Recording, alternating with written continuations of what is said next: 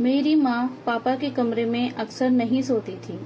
अगर किसी रात पापा के कमरे में सोती थी तो अगली सुबह मम्मी रोते रोते बाहर निकलती। एक दिन मम्मी सोई हुई थी, तभी मैं मम्मी की चादर लेकर पापा के कमरे में चली गई। फिर जो पापा ने मम्मी समझकर मेरे साथ किया, वो सुनकर तो आपके होश ही उड़ जाएंगे। मेरी आँख खुली तो मैंने मम्मी को सिसकते हुए देखा। वह मेरे बिस्तर के पास बैठी बुरी तरह रो रही थी।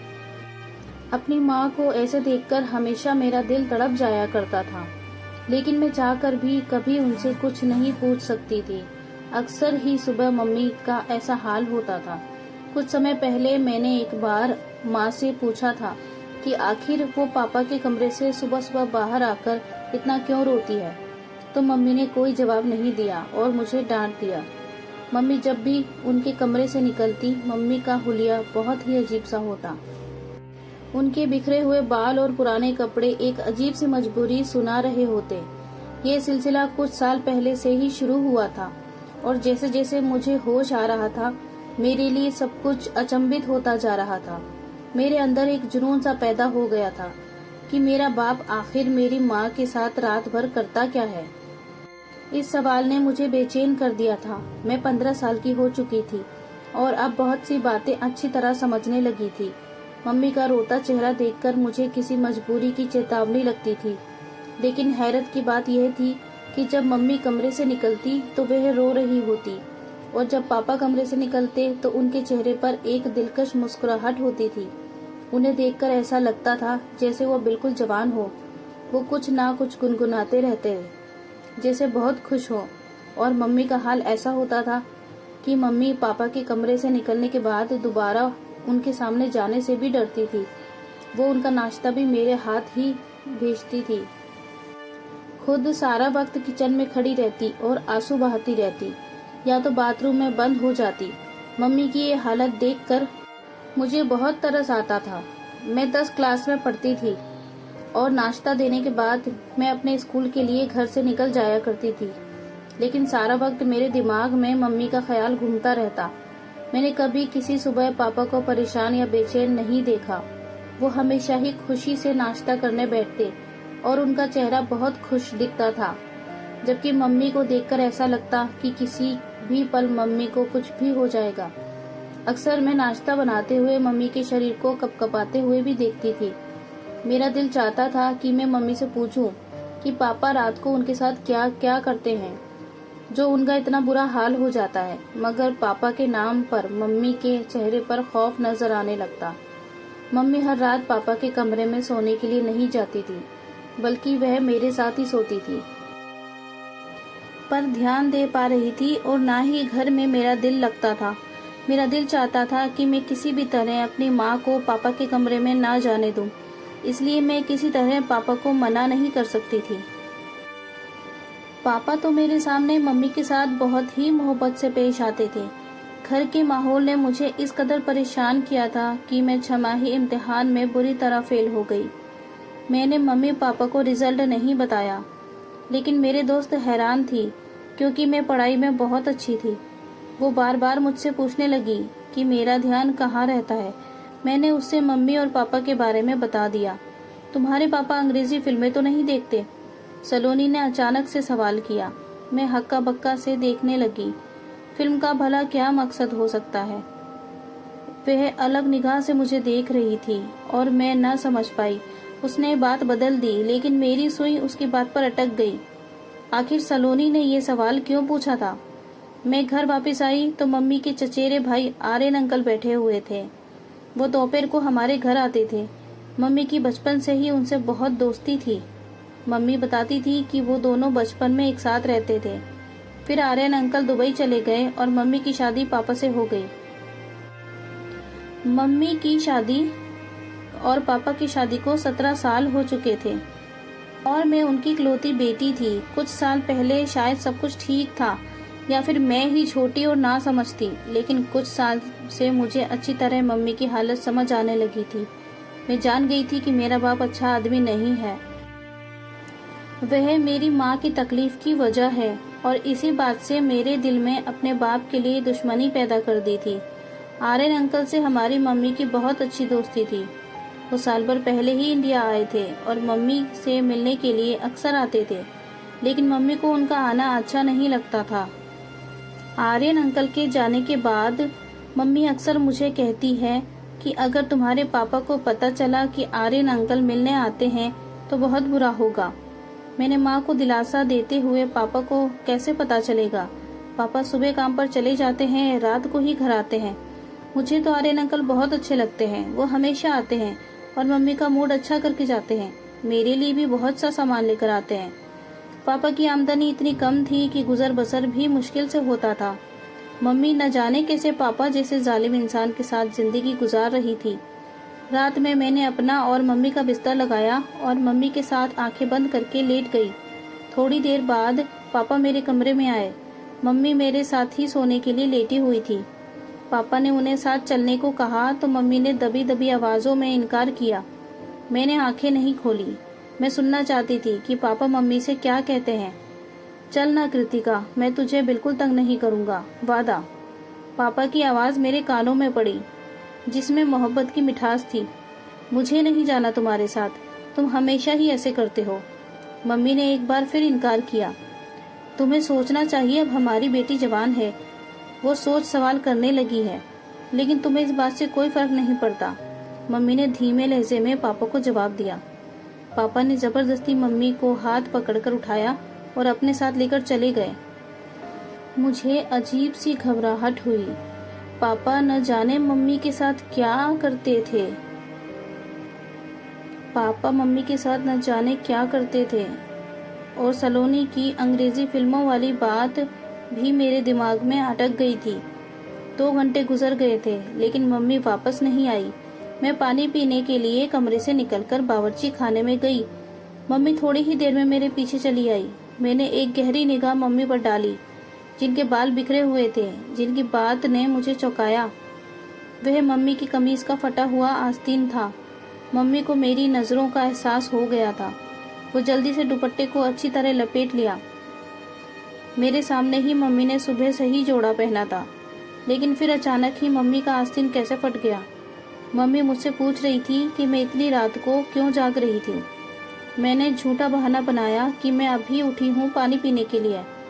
मम्मी मेरे साथ वापस मेरे कमरे में आ गई। मैंने सोने के लिए आंखें बंद कर ली, लेकिन मुझे मम्मी की सिसकियों की आवाज़ सुनाई दे रही थी। मेरा दिल चाह रहा था कि मैं उठकर अपनी मम्मी को तसल्ली दूं और दिल में आए सारे सवाल को जबान पर ले आऊं, लेकिन मैं अपनी जगह खामोश पड़ी रही। पापा सुबह सुबह ऐसे तैयार होकर कमरे से निकले थे जैसे कोई जवान लड़का हो। पापा की आमदनी कम थी, लेकिन पापा हमेशा खुश रहते, मुस्कुराते रहते। काम पर हमेशा ऐसे तैयार होकर जाते जैसे सेठ आदमी हो। मैंने उल्टा निगाह अपने बाप पर डाली,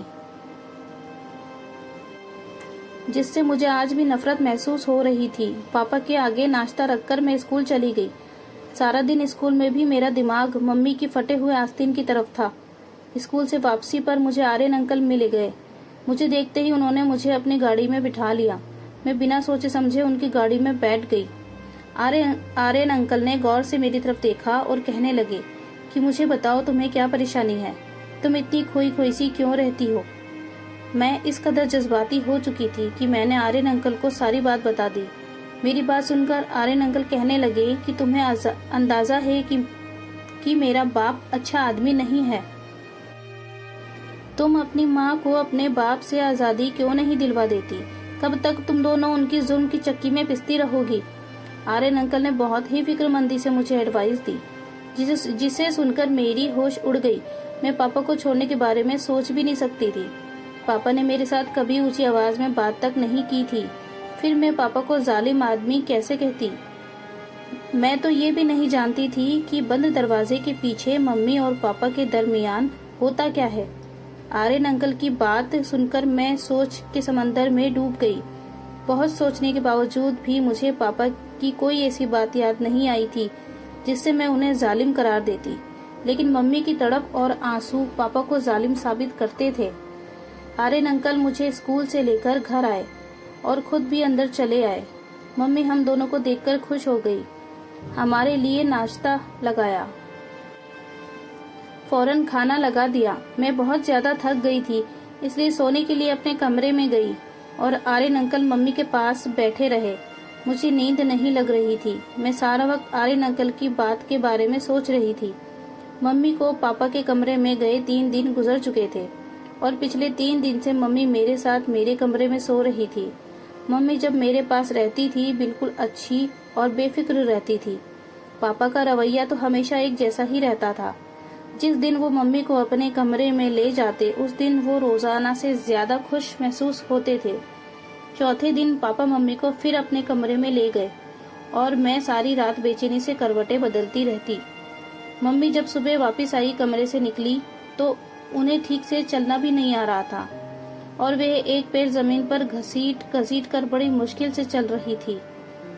मैंने मम्मी से पूछा कि मम्मी तुम्हारे पाँव में क्या हुआ है, तो कहने लगी छोटी छोटी बातों पर ध्यान न दिया करो और दिल लगाकर पढ़ाई करो। अगर तुम्हारा 10वीं का रिजल्ट अच्छा नहीं आया तो तुम्हारा बाप इसका जिम्मेदार भी मुझे ही ठहराएगा। मम्मी की आंखों से टिप टिप करके आंसू गिरने लगे और पापा के लिए नाश्ता बनाने चली गई। उसके बाद दोबारा किचन से बाहर नहीं आई। मैं मम्मी को नाश्ता देने के बाद पापा के पास गई। उन्हें नाश्ता दिया तो पापा मुझसे मेरी पढ़ाई के बारे में पूछने लगे।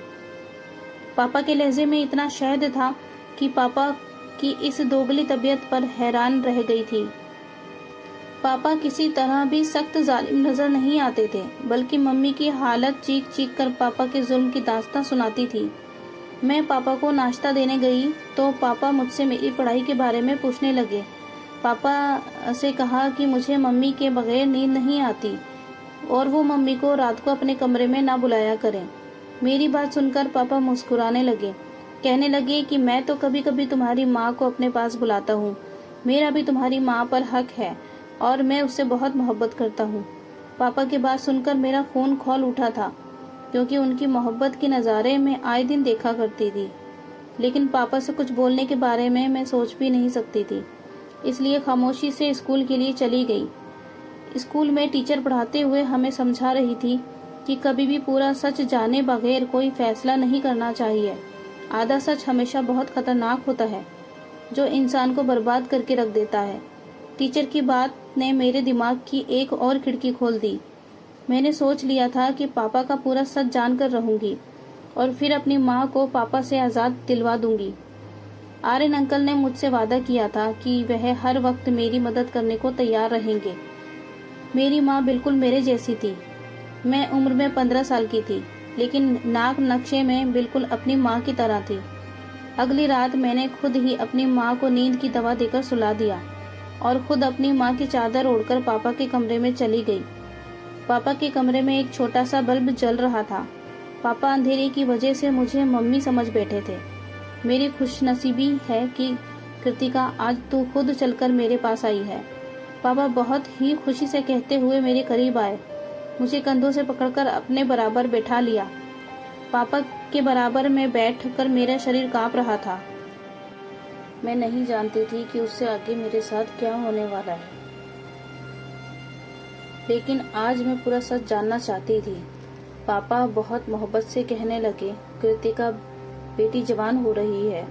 ये कहकर तू मुझसे इस कदर दूर हो गई है कि मुझे जबरदस्ती तुझे अपने कमरे में बुलाना पड़ता है। मेरा भी तो तुझ पर हक है। मैं मानता हूँ कि मेरी बेटी जवान हो रही है, लेकिन वो इतनी छोटी भी नहीं है कि उसे ये समझ में ना आए कि माँ बाप एक कमरे में एक साथ रहते हैं। तू सारा दिन काम करके थक जाती है।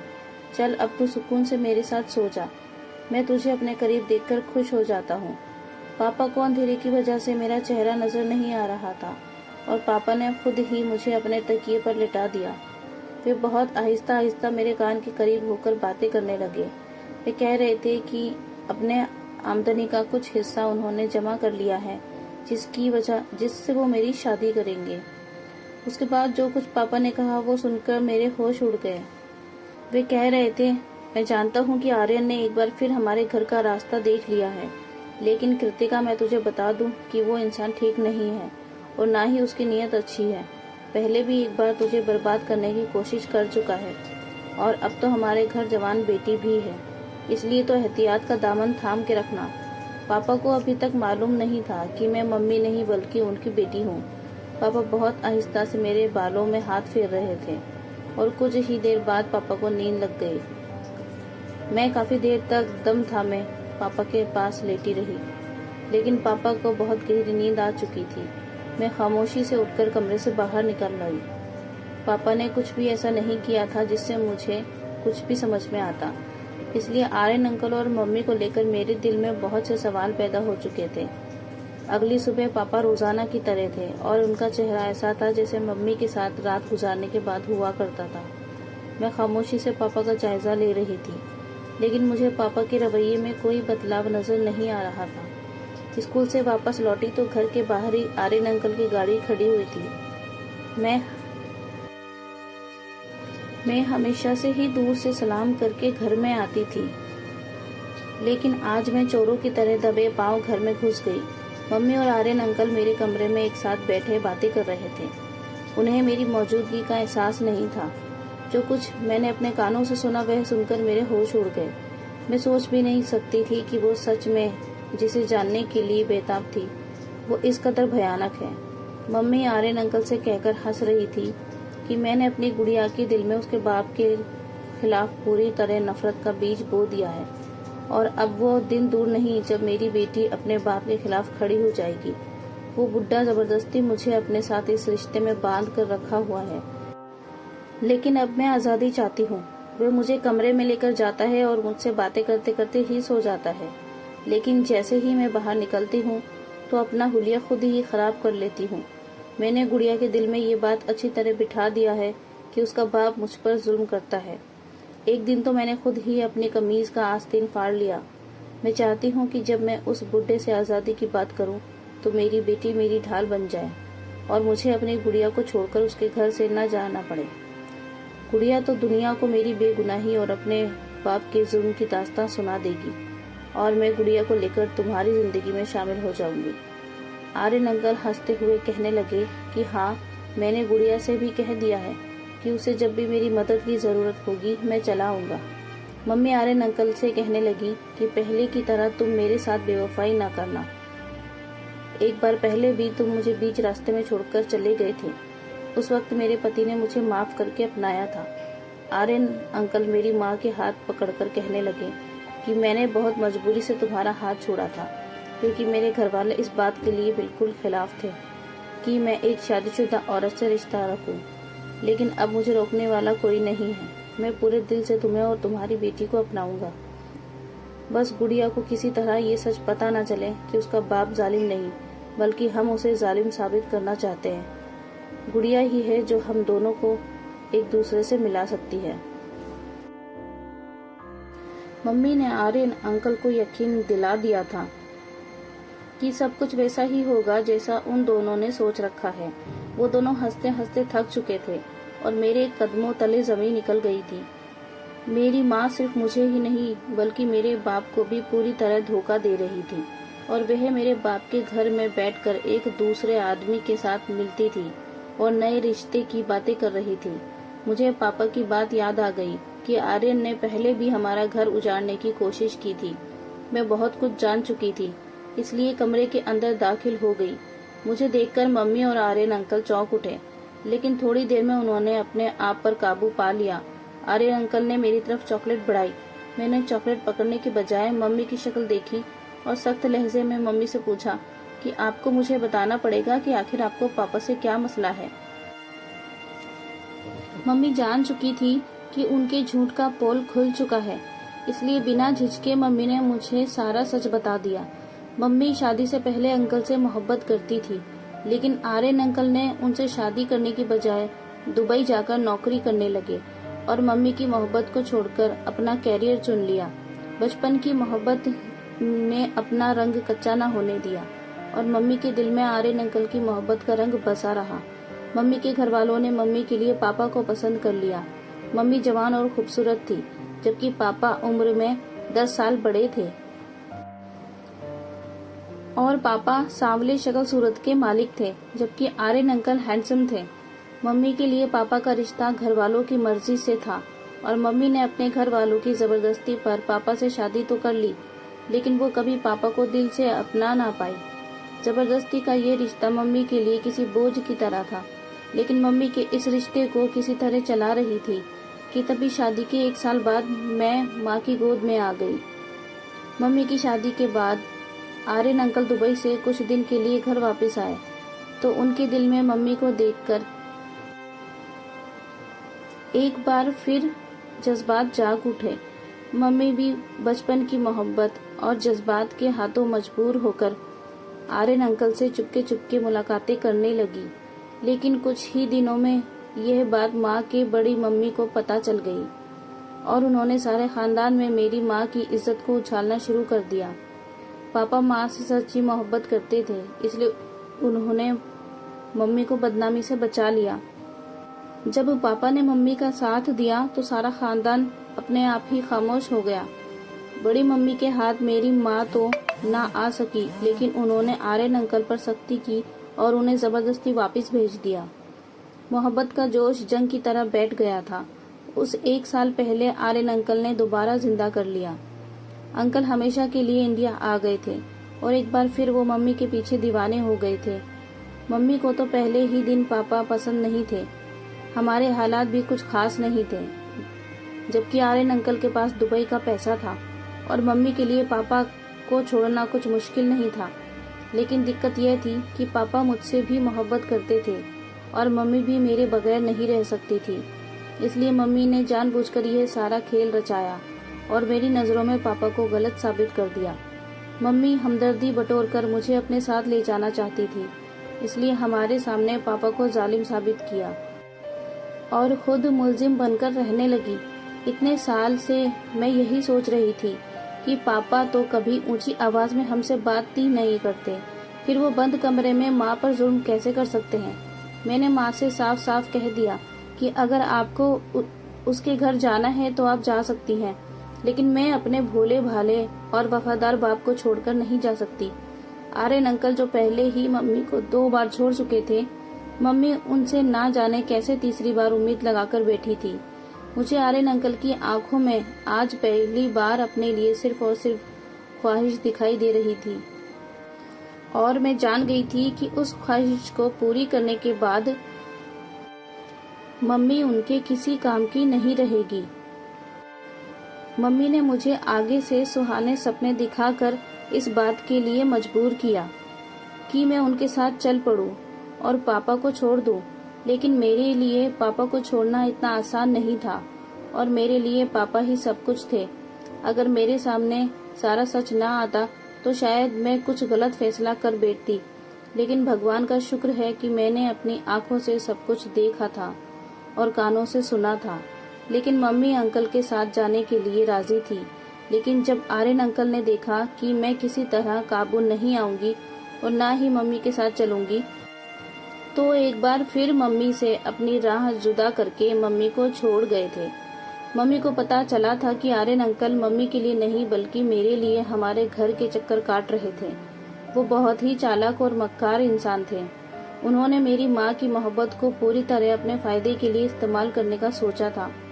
मम्मी को जब एहसास हुआ कि जज्बात की धार में बहकर वो कितना बड़ा नुकसान करने जा रही थी, अगर मम्मी और मैं उनके साथ चले जाते तो वो मेरी इज्जत को एक बार फिर से वैसे ही पामाल करते जैसे बड़ी मम्मी ने मम्मी की इज्जत की धज्जियां बिखेरने की कोशिश की थी। न जाने कौन सा अच्छा काम हम दोनों माँ बेटी के काम में आ गया था कि हम आर्यन अंकल के चुंगल से निकल गए। रात को पापा घर लौटे तो मम्मी ने खुद ही पापा के लिए खाना मंगवाया और अपना बिस्तर भी पापा के कमरे में लगा दिया। पापा की खुशी देखने के लायक थी। पापा सच में से बहुत मोहब्बत करते थे और ये उनकी मोहब्बत ही थी जो वो मम्मी की गलतियों को आज तक नजरअंदाज करते आए हैं। इतने सालों में पहली बार मम्मी को अपनी गलतियों का एहसास हुआ था और उन्होंने पापा को दिल से अपनाया था।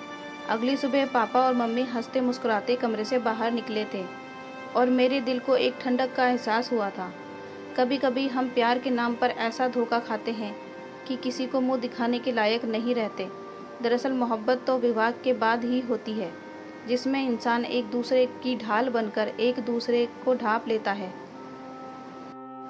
धन्यवाद दोस्तों ये कहानी सुनने के लिए। उम्मीद है ये कहानी आपको पसंद आई होगी। कमेंट में ज़रूर बताएं। वीडियो को लाइक करें, चैनल को सब्सक्राइब करें ऐसी ही और कहानियाँ सुनने के लिए। Thanks for watching.